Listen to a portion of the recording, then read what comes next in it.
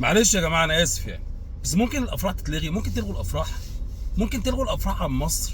معلش يعني من اللي بشوفه بقيت بشوف مهازل، يعني العبثيات اللي بتحصل، وتلاقي ماسكه الميكروفون ماما وبابا، ايه وما تايهين منك؟ ولا اللي تسجد شكر ولا كانها ضمنت الجنه، ما احنا عارفين اللي فيها. اللي بيقعد يمدح ولا اللي كانه لقى حريه من الجنه. ده مش عقل. شكلنا وحش، شكلنا احنا كاهل البلد كمصريين شكلنا بقى وحش جدا قدام الناس بره. احنا بقينا بنتعاير بالافراح، وكلكم اللي عايزين يوفروا وما يجيبوش رقاصه، فالعروسه هي تقول لا طب انا اللي طالعه بدور الرقاصه، انا اللي هرقص بقى، يعني ما بلاش نجيب رقاصه، انا اللي هرقص. في ايه يا جماعه؟ في ايه؟ انتوا ليه كده يعني؟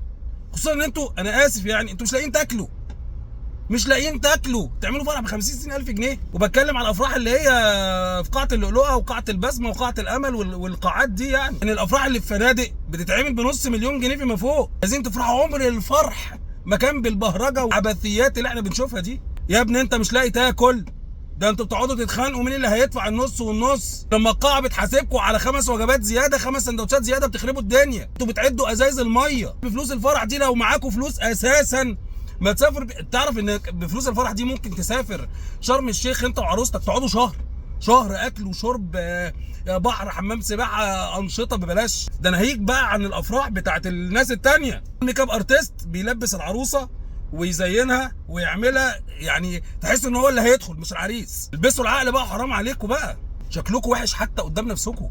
انتوا لما بتتفرجوا على الفرح بتاعكم ده بتحسوا بايه؟ حبيب قلبي المعازيم بتروح الافراح عشان تتريق على العريس والعروسه، بص فستانها، بص مكياجها، وانت بص بيرقص ازاي، بص عامل زي العبيط ازاي. هو ده اللي بيحصل في الافراح الا ما رحم ربي. عايز تفرح يا عم تكتب في الجامع يا عم، واقعدوا كلكم مع بعض كده واشهار والدنيا زي الفل، وتوكل على الله، خدها وامشي. غلط اللي بيحصل ده، كفايه. ما تداري على شمعتك تقيد يا عم. ده انتوا لسه قبل الفرح بنص ساعه مين مشاكل كنتوا هتطلعوا اساسا. بطلوا بهرجه وضحك على الدقون بقى. ده انتوا شاريين العفش بالقسط، ده انت معكش جنيه في جيبك. اما لو انت بقى حد معاك بقى فبراحتك، بس بالمعقول، من غير ما تطلعوا شاذين عن المجتمع كده.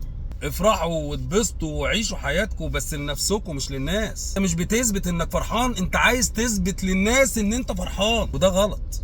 الفلوس اللي بتترمي دي انت اولى بيها، انت وبيتك. افرحوا انتوا. مش هتكلم بقى على كل تجاوزات الفرح والشقط اللي بيحصل وقله الادب والسفاله والمسخره، وان الفرح بيتقلب لكباريه، لان انا اتكلمت عليه قبل كده. الفكره نفسها بقت مضايقاني جدا، واللي بنشوفه على السوشيال ميديا بقى لا يحتمل ولا يطاق. افرح، حس بالفرحه ليك انت لنفسك، ما تحاولش تثبت للناس ان انت فرحان.